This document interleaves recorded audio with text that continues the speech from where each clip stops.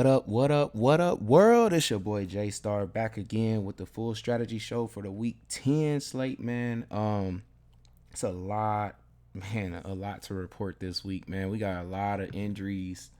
It's gonna be a crazy week, depending on how these injuries end up, turning out, man, because it's gonna decide the factor on who we should really have in our lineups. This is gonna be one of the weeks where it feels like kind of like a basketball slate because you're gonna be like down to the very end of the slate starting, trying to make sure you put in the right pieces depending on who's playing and who's not. So, but we're gonna get right into this one. We got right off the back one of the best games here with Minnesota and Buffalo. Um, this Josh Allen news, man, depending on if he's out there or not. I mean, we got injuries in here that's huge, really huge, because it looks like Buffalo's cornerback, what Elam or whatever, is the rookie that's over there. That was, I think he was, I want to say, a first or second round pick. He's a good cornerback, but he's doubtful, so more than likely he's not going to play. That's just going to open up Jefferson like crazy, because if you notice something here, and then we don't even have all the ones to report here, which is kind of sucks, but it's enough here. We have New Orleans, Chicago, and then Washington. All those teams are 4-3 defenses, and since the Eagles game was the only one that Jefferson looked bad against a 4-3 defense there. And but since then, it's like the Vikings have figured out what they want to do against 4-3 defenses, and it's get the ball to Jefferson however they need be to do that. Like find ways to get him with the right matchup and get him the ball, because you see right here 34, 33, 28, almost 30, averaging 30 against 4-3 defenses. So Buffalo's a 4-3 defense. Yes, they're one of the best ones, but they're injured. They're injured. Like you talking about Poyer, their safety is going to be out, and then Elam is going to be out at cornerback, which only ends up if somehow Tre'Davious White doesn't get activated for this game. Then they're going to have a rookie replacing Elam, which he was already a rookie, but there's just a worse choice at rookie at cornerback to go against Jefferson, who we know they're going to line him up over there with that rookie. And then they'll move him on the other side, which I want to say was another rookie on the other side. I don't know for sure. Maybe it was like a 2-year player, experienced some player. So it doesn't really matter to me. I just feel like Jefferson is big in play now, like because his quarterback is going to play. So it makes me think like he's in play, especially with the fact that the safety is going to be out too. So it's like the big plays that you see right here, 40 yards, like it's him. So going deep down the field and you thinking the safety is going to come over the top to cover, they might have some mistakes back there in the backfield, and that doesn't that doesn't go well to me. Like the only thing I will say is somewhat weather could be involved here, in play here. We have to see, because it's raining like crazy right now in Buffalo. It's supposed to be raining like that, I think, tomorrow too as well. But for Sunday, it might stop, and you might have a little bit of snow. But that's about it. I think it might not even none of it might not happen at all, rain or snow. It just might just be cloudy. So but got to keep an eye out on that too as well. But Jefferson's gonna be in play. I also feel like Hawkinson is gonna be in play because there's no safety. If you're taking out a safety, man, like Hawkinson has to just get past the linebackers. Yes, they do. They did say Milano and stuff like that will be playing, I believe, this game and things like that. So there's some good linebackers here, but it's just that Hawkinson one-on-one with a linebacker doesn't seem like it's going to do well. I feel like he could still get past any linebacker in this league. If we're gonna see 9 targets like we saw the last game, you saw he caught every one of them. So I just feel like he's in for a huge game, especially when they get to the goal line.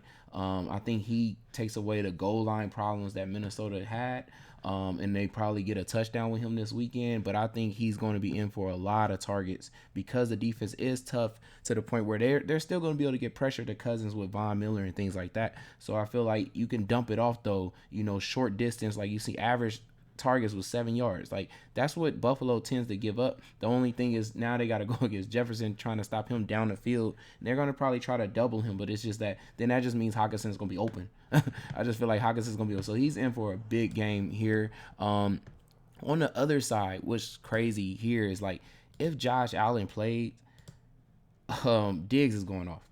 Like I just feel like he's going off. If if we got Case Keenum, yeah, Diggs is probably still having a good game. I don't know if he's going off, but I know he's having a good game still.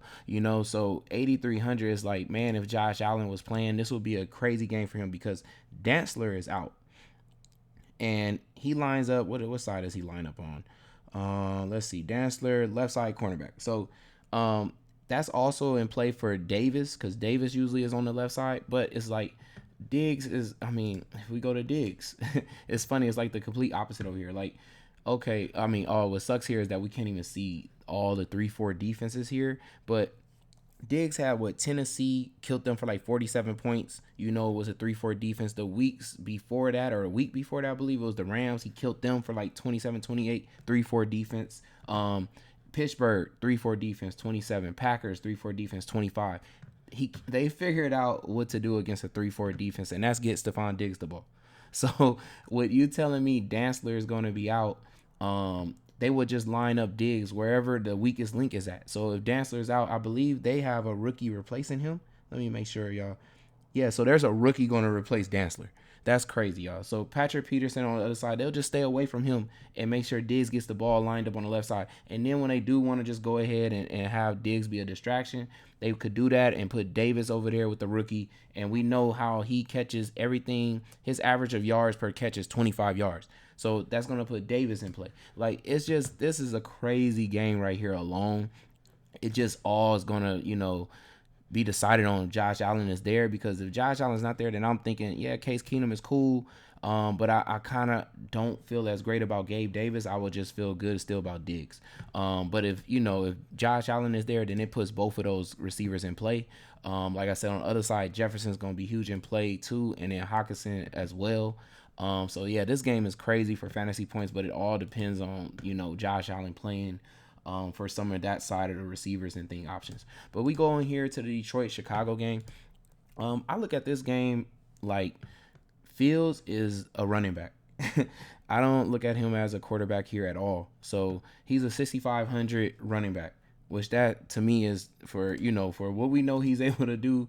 Rushing yards here, almost near 100 yards in the last, 4 games, just going off there. So I definitely feel that, for his price is just too low to me. I feel like he should probably be maybe 7,000, and that would put him like out of my range of wanting to take him at all. But since I'm looking at him as a straight running back, and I know Detroit gives up crazy rushing touchdowns too as well, and he's had one every game for the last 3 games. It just looks like this is an easy 24 fantasy points, I think probably is in play. Like right here, exactly what he had right here. I feel like that's really in play. I don't know, and that's me saying without a touchdown. I just think he gets there like to 20 something in fantasy points at least with just rushing the ball and stuff like that. At least 20 at least. Throwing one touchdown would put him, in a 25 range and plus, depending on if he, and it's crazy because it's like the last 3 games he just keeps going up with less. It feels like he's only 21 attempts. He got 13-31, 23. He's still completing almost the same amount, but just going up on touchdowns. Like, is this going to be the game where he gets 4 touchdowns? Like, because if that's the case, like I'm telling y'all 20 without even him passing touchdowns. I'm telling you that. So if he throws any touchdown, we're looking at a possible for a 30 something fantasy points to, at least 28. So I definitely feel like he's the best play here. Receiver wise, man, if I had to pick a receiver, I think Claypool is probably the best play, just because now that Mooney has went up, and last week he was at the price where Claypool was, like he was at 4,700.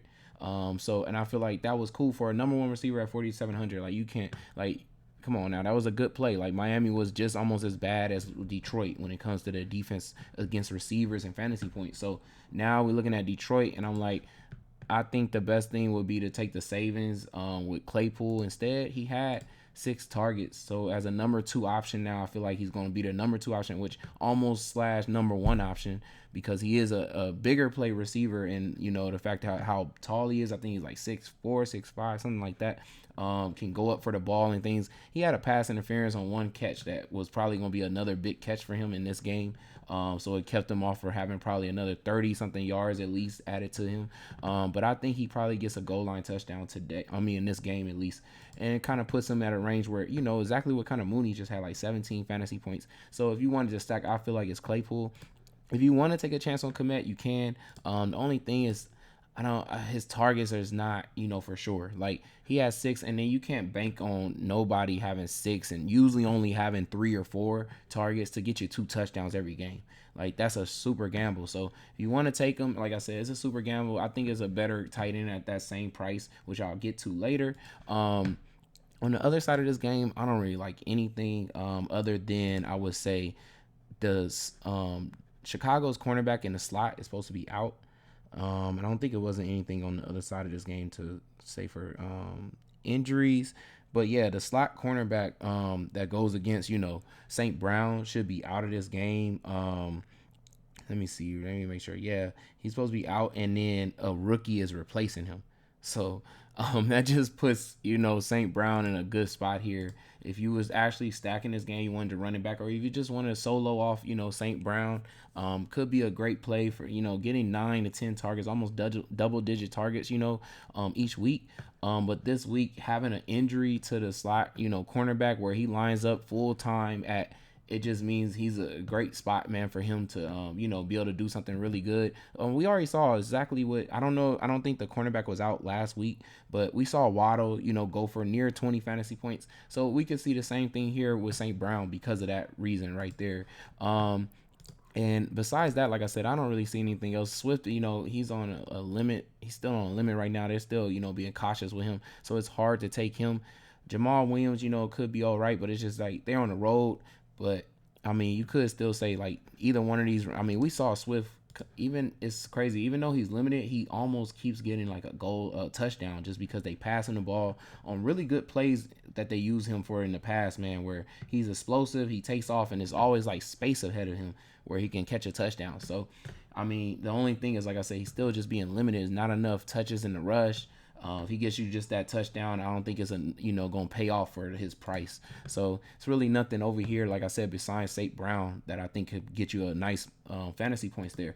Besides that, we go into the Jacksonville and Kansas City game, which is one of the best games. I feel that at least we don't have a lot of injuries and things like that. We know both quarterbacks is playing. We do know Trevor Lawrence is in play, even though we know his accuracy percentage is pretty low, but he is playing a team that gives up one of the highest, I think it's 13th ranked in completion percentage. So his completion percentage should be a lot higher in this game. Maybe expecting him to get over the 25 completion, and that's going to end up being probably a 20 something fantasy point day for him if he can just get to like 26, 28 completions. And I think he probably gets there. Just because Kansas City defense is really bad. Also, let's see. Do we have any injuries to report here? I don't think we do.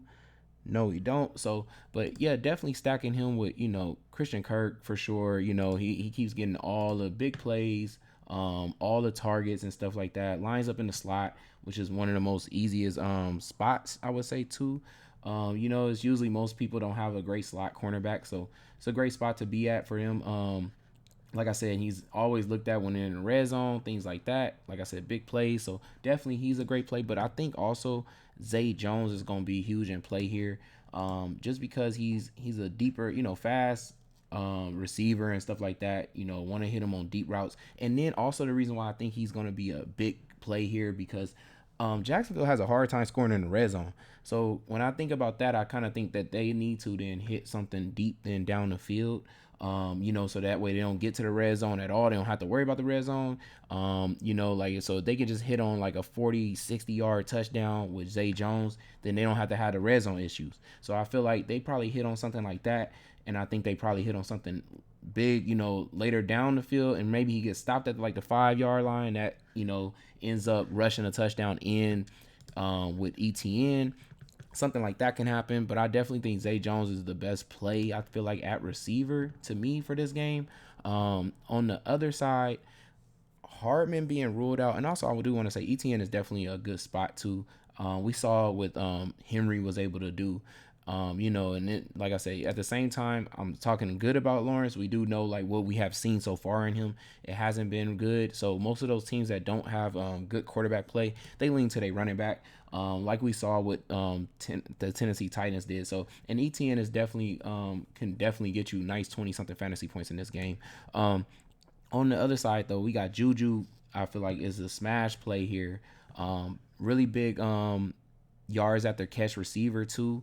And I feel like also with Hardman being out, I just feel like that it just makes me even more feel like Juju's in for maybe a 30 something fantasy point game, as well as Kelsey, of course, but those two definitely going up a lot more, in ranking now for this game because of the fact you got Hardman out.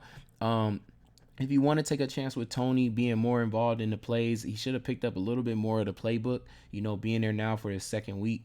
So I definitely feel like they will get him going, but you can also just take a value at taking MVS because he should slide back into the offensive, lineup and things like that because they kind of got pushed him out once Tony came to the team and things like that. But I feel like with Harmon being out, for sure MVS knows the plays and you've seen the production that he has had.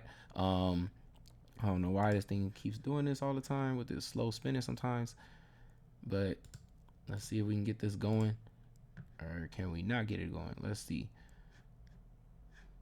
Okay, so I guess we're gonna be stuck here for a second until that gets going. But yeah, like we've seen him in against the what I want to say the 49ers game get you about like 19 fantasy points, and we know also he's big on yards per catch. I think is that he's way up there, like really, which is crazy. So it's really gonna just depend on. Okay, so we got this going.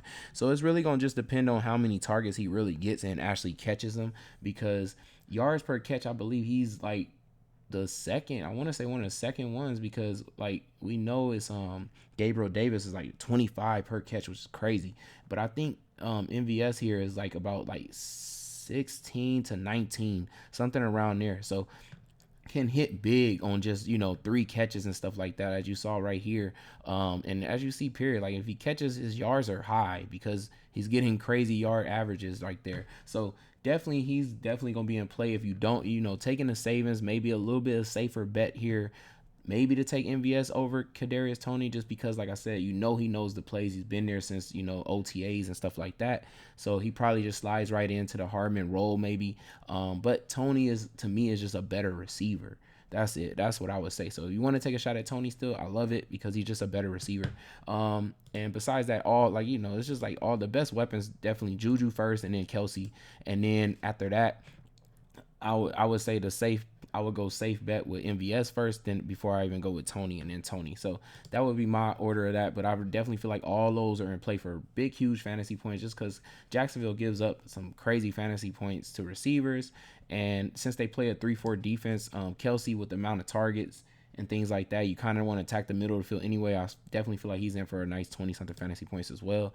But I think taking MVS could help get a Pat Mahomes stack in there, so it kind of eases that up for you with the pricing and stuff like that. If you don't want it to, run out Trevor Lawrence and already take the savings there. So then we move on to Cleveland and Miami here. This game, it sucks because Brissett, is supposed to be like one of the best quarterbacks for sure. Completion percent is what is it for Cleveland? They're really high. I mean, not Cleveland, but Miami giving up 4th in completion percentage. So Brissett is supposed to be able to complete so many passes, supposed to be able to have, one of the best days. There's 2 things though. It's like, first of all, we know Brissett is like a safe quarterback. He doesn't really throw a lot, but we have seen him throw a lot here. The only thing, his completion is one of the same problems like Trevor Lawrence. Like, we need 26 plus, maybe he gets there. We do know he has, he rushed in a touchdown last week, but we know they do a lot of quarterback sneaking. So if they get to the goal line 1 yard away, they're probably going to quarterback sneak that. So you could, say he might get one of those. But what sucks is that I feel that if they was at home, I feel like Brissett would probably be even more in play. I would want to take a chance on him. But it's the fact that Cooper does so bad. Like, you look at home games, 23 points, but away games, 5 points, y'all, averaging. And it sucks because he's in a great spot here. And I feel like also against like 3-4 defenses, he's done pretty well. Like, Look at the Chargers. He's done good. You can't even see the other ones, which sucks. But New England 14, that's pretty decent. Baltimore 10 on away. That was his best game away then, I guess. So, but it really sucks because like if he was at home, we're looking at 20 something fantasy points for him and possibly 35 fantasy points, really, because Miami is that bad. So I feel that he would have been, that's what, and I feel like you think he's having 35 fantasy points, he probably gets 2 touchdowns in a game like that. And that gets Brissett, in play as a quarterback to play. But it's that when you think of his receiver, not only that, with Njoku out too, that kind of sucks because they need a Njoku, I think, for this game. But if like I said, if they was at home and the Joker was out, you would be like, oh my God, Cooper about to have 12, target and stuff. The only thing I will say though that I noticed is that Cooper away. Do you notice this real quick? Like, what's crazy to me is not just that he's doing bad away, but why does his targets drop? Like at home, 12 targets, 7 targets, but away 4 targets. And I swear the other ones is the same like that, like 4, 5 targets. Like, why is his targets not near the double digits that we see, him have at home? Which is, I think that has to, show like why his points are way higher. Like it definitely is a reason why his points are higher. Like if you give him 12 targets in this game against Miami, I still feel like it's I don't maybe he doesn't hit for 35 just because they're on the road and something's wrong with him on the road, but he still hits for maybe 20-25 range or something like that. Maybe that. But so I still don't mind still taking a shot, maybe not too many lineups, but just taking a shot there. If not though, I feel like the best play is Peoples Jones though at receiver here, just because as you've seen on the road 12 points on the road 12 points, it's like he's getting those targets on the road consistently and just getting targets period, but and just consistently being at 12. And if you're going to consistently get your target still and you're going to play Miami's defense who sucks, you know what I mean, then I think I would rather just go with the safe bet that he hits on a big play. Maybe it's a 40-yard bomb and it's an actual touchdown. He hasn't been in the goal line the whole season, and I feel like maybe this is the game where he hits, which is going to put him near 20 fantasy points for 4,300. And I feel like that's a great play, and you getting the savings off of taking a gamble at, yeah, Amari Cooper's a better receiver and everything, but it's just that he hasn't showed up on the road. So you're just taking a safe play, and I feel like this is a great play. For a tournament play, though, the tournament play would be to take Amari Cooper because nobody's going to want him because they know that, about him. So, and he could hit huge, and it's like, oh, we knew he could have did that. So that's a great tournament play. On the other side here, though, with Tua, it's the same as always. Tyreek Hill, Waddle, simple. Like, there's nobody that can stop them. I think everybody's playing this game. Like Denzel Ward and all of them are playing. So, but still, it's just Tyreek Hill and Waddle for sure. Like, but if I had to say who I feel like is better, I still feel like it's Tyreek Hill just because of the fact he keeps getting the targets. Like it's consistently he's getting near double-digit targets, and his average is crazy too per catch and stuff like that. Yards after catch, he's high. Let me see, what is his yards after catch play here? Because I know he's way up there. Yeah, we're getting about averaging like 40 yards after catch, y'all. Waddle is about 32, so you could take either one, like I said. And if you want to do the full Tua stack every week, like I said, that's gonna be in play. And that's about it for that. I would say Mostert could be in play too because Cleveland has gave up the run, but it's just about are they going to run enough with him, and also having Jeff Wilson back there too. Jeff Wilson could end up getting the touchdown or breaking one, so with his amount of touches. So they're in play. It's just that it's not guaranteed. It's not the safest bet. Houston and Giants, man. Oh God. It's nothing over here I want in Houston, so I'm gonna just move on past that. I'm sorry, y'all. I just got nothing. I mean, if I guess a value play would be more because he's been the most consistent play, and he plays in the slot and he playing a 3-4 defense. So, and that's where you want to attack. So, I would say since he's 3,900, yeah, I don't mind taking a shot there. But besides that, there's nothing else I would want. Like Damian Pierce, I always like him as a running back, but this week is kind of a hard week for him. Saquon Barkley, definitely load him up. I feel like he's ready to go. He should have a huge game here, 8,600. And I don't feel like there's anything else I would want when it comes to receivers or tight ends, anything like that on this game. That's just about it. It's just Saquon Barkley. So then we got the Saints versus Pittsburgh Steelers. This game is kind of crazy because I feel like Andy Dalton should be in play for a big game, but Jarvis is back. So yeah, that helps a lot. Like I feel like that opens up Olave a lot.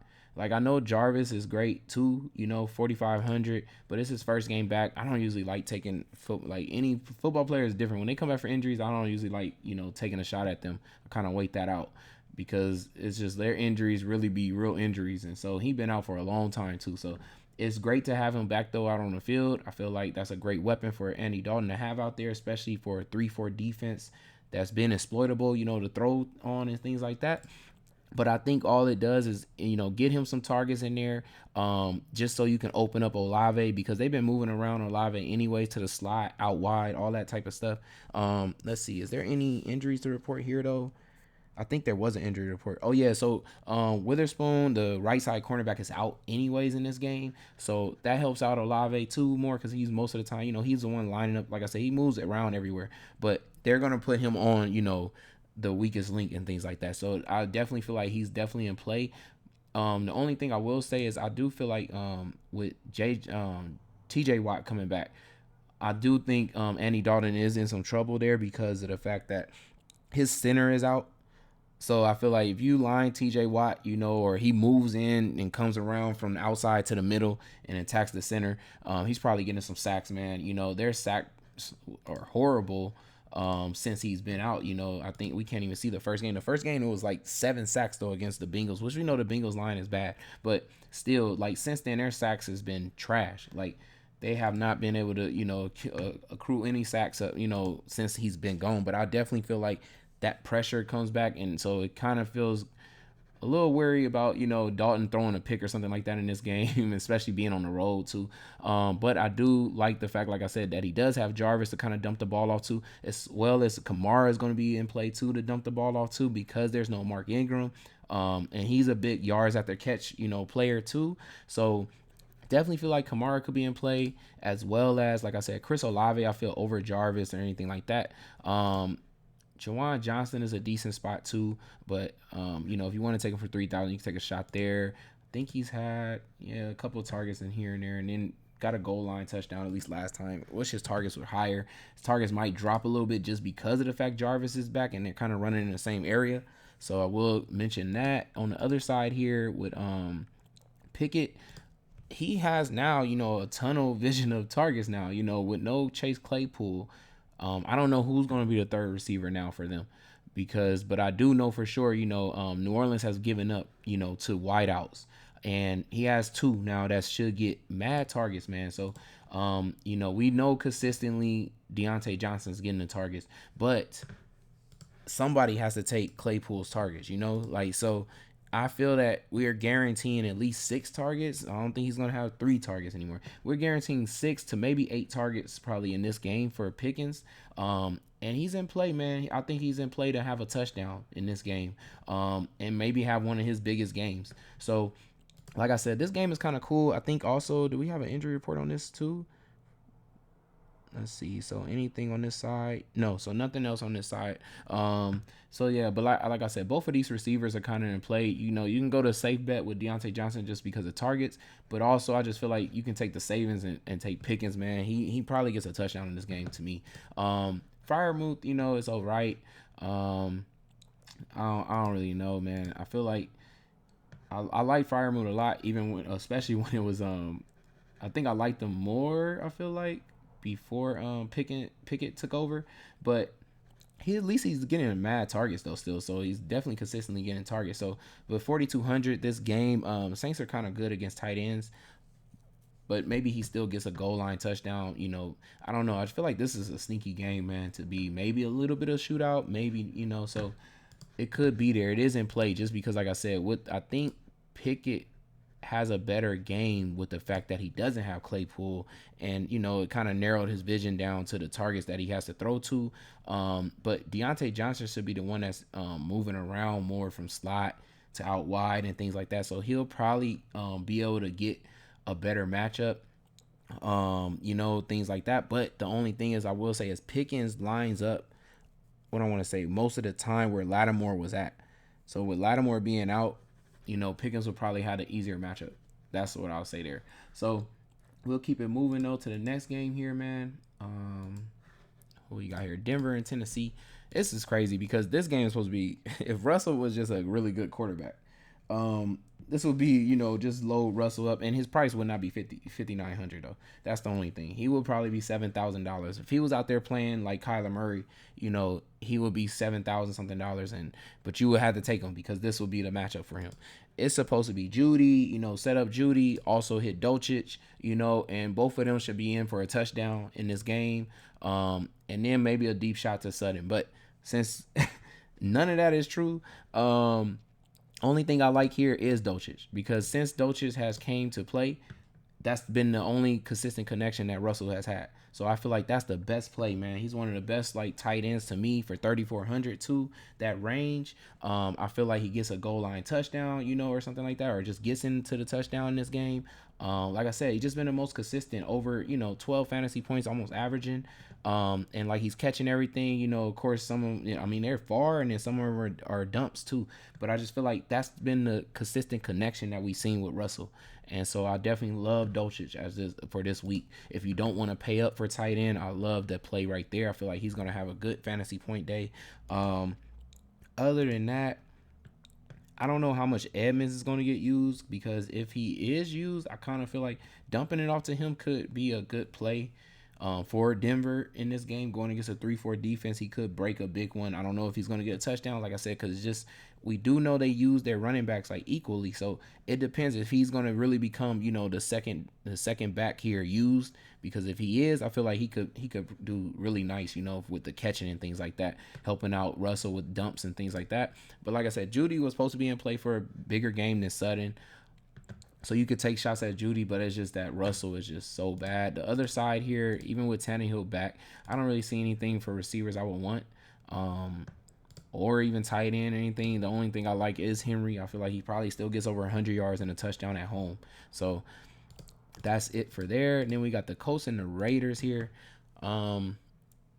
It's good. Like I said, with Ellinger, I said if Jonathan Taylor came back, I feel like that helps him out a lot. We don't know how healthy Jonathan Taylor is going to be. If he get out there and just his ankle, gets rolled on a little bit, or, somebody hit him in his ankle, is that going to take him out the game again?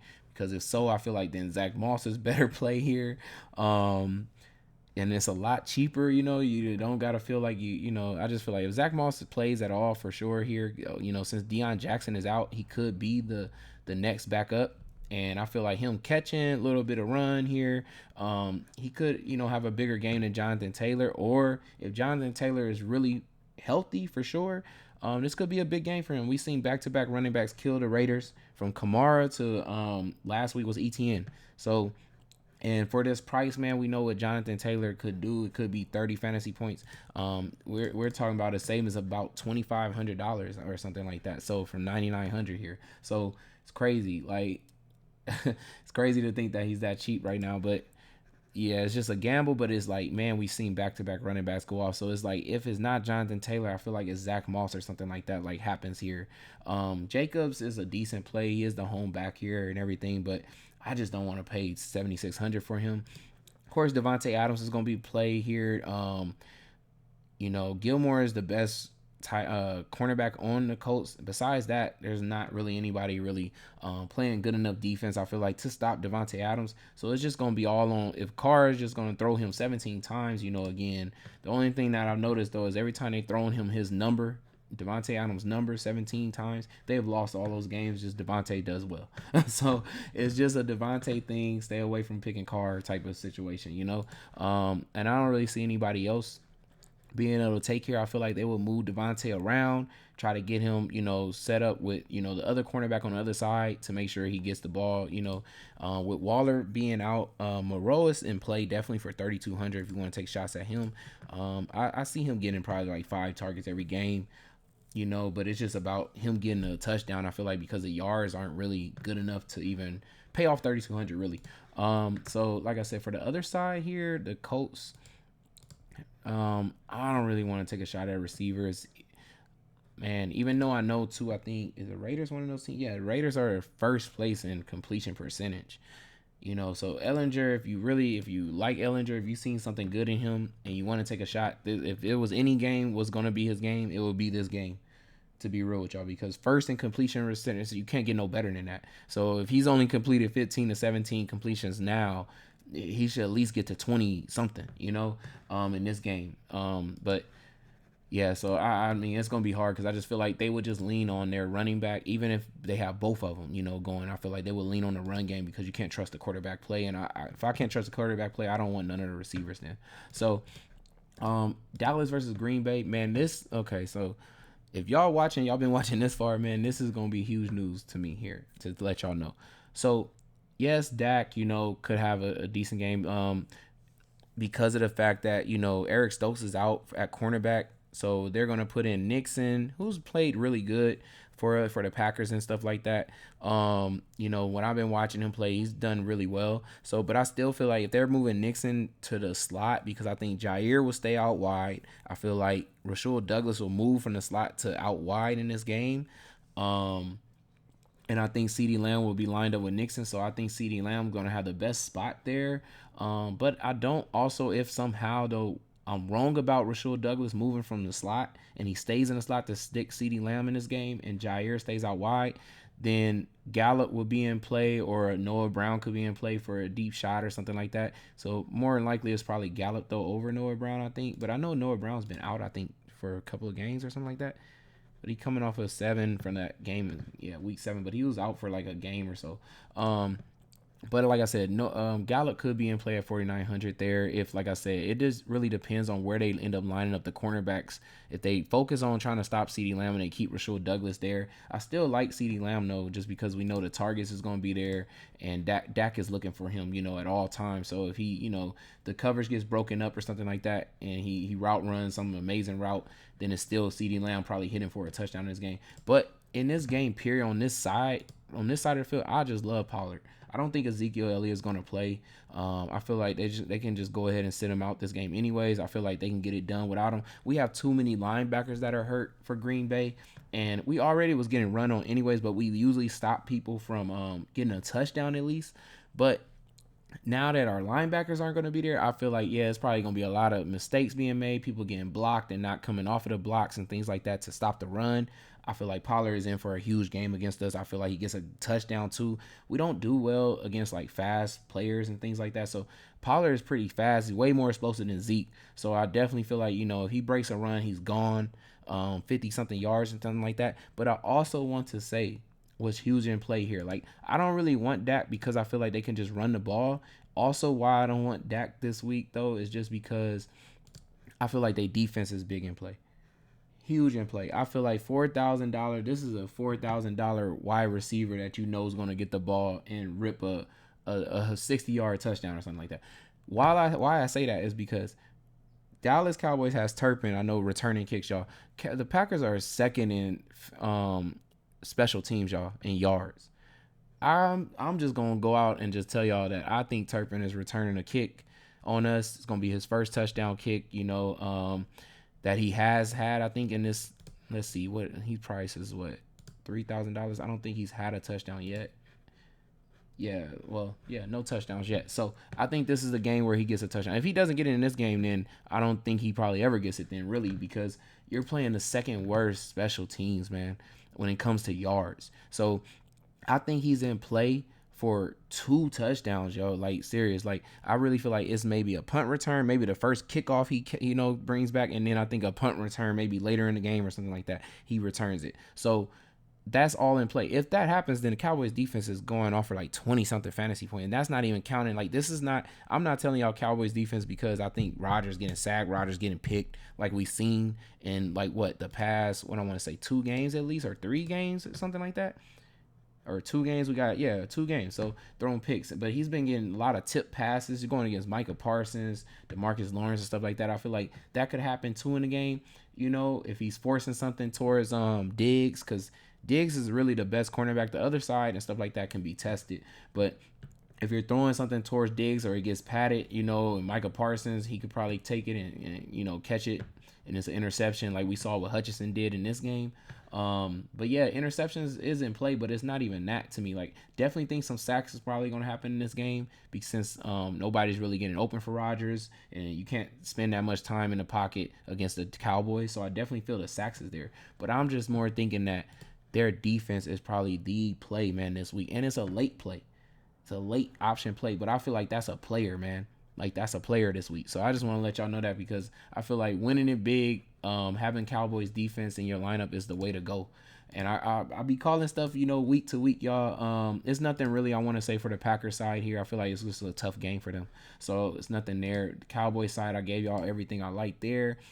But yeah, I really feel like Pollard in the defense, stack for late is a really good thing to win this whole slate. But then we got the Cardinals and the Rams. This game sucks because both quarterbacks got real questionables on here, and I think this is supposed to lead up all the way till game time. Like I said, this is why we're in for a basketball slate basically, because we have this, and this is a late game. We probably won't get this news then, not even before the slate actually starts. So if you end up taking Stafford, you're taking a real gamble here.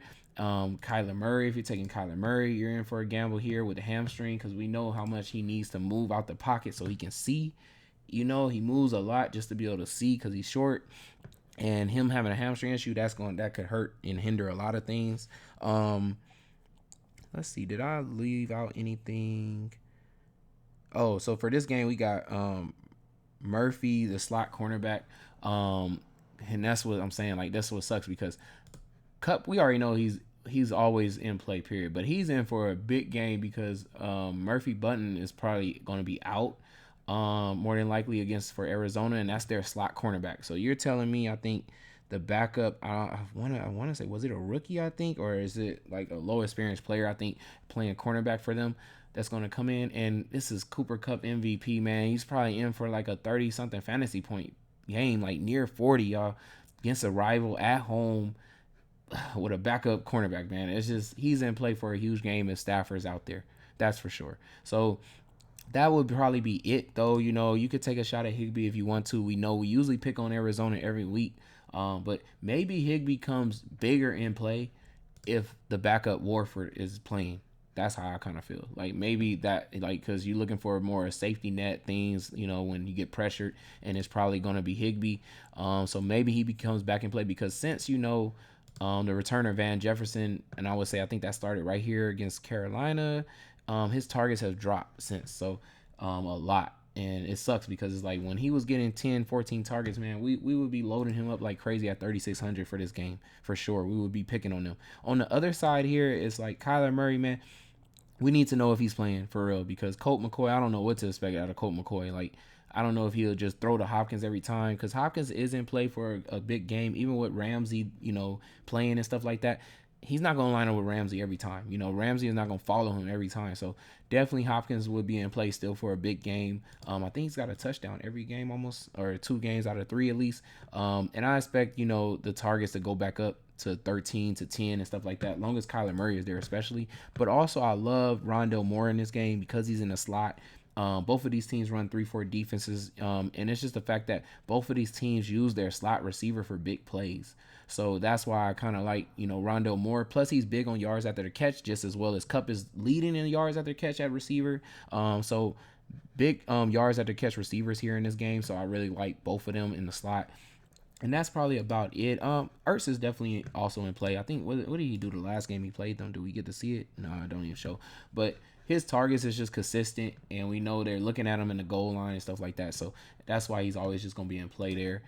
So now that we're done with this, man, let's see. Want to kind of put together something like, and I'm thinking I'm knocking out putting the Cowboys defense with Pollard in, like I told y'all. Just to see what it kind of puts me, makes me forced to do after that. Because that's already, 10,500 taken out of my whole thing. I might take a chance at Trevor Lawrence here. I think that's what I would go with since I'm already kind of went pretty high at my, defense and things like that. And Trevor Lawrence, I think I'm going to go ahead and put him with Zay Jones as a stack. So I know already so far. I got two like gamble plays here with Trevor Lawrence being that he's been inconsistent, we know. But and Zay Jones, he's at least part of every game plan getting targets. So I like this play a lot, like I said, also because Kansas City out wide is where they've been giving up touchdown big plays and things like that. And Zay Jones is just, a fast receiver who can get down. And like I said, since you're already having red zone issues, you need to then score deeper out, So I like this play here, stacking them two. And then let's see, what else do we want to do here? I think I'm definitely running this back with Juju. I like that play there. Let me see. Do I want to go to a different game here? See what game I like. You know what? I think I might take a shot at Peoples Jones. So I would, like I said, I would take Cooper, but man, I already have enough gambles already in this lineup with Trevor Lawrence and Zay Jones. I don't want to take one more. Like tournament play already is a stacking Trevor and Zay Jones instead of putting Kirk. So at tight end here, I think I want to go. I kind of want to go Hawkinson. I think I have the money to do it, so I'm gonna go Hawkinson. Now let's see. Okay, so now let me see. Can I take Saquon Barkley at running back? I think that's gonna take up a lot, but let's see. 5,500. Okay, so in the flex at 5,500 here, we got Mooney in a good spot still, so we could take Mooney again.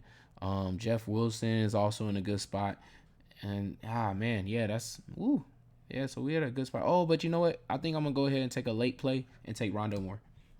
And that's it, y'all. So that's it for my full slate lineup, man. I hope y'all enjoyed that full strategy show, man. Yeah, good luck this weekend, y'all. Hope y'all win big. It's your boy Jaystar. I'm out. Peace.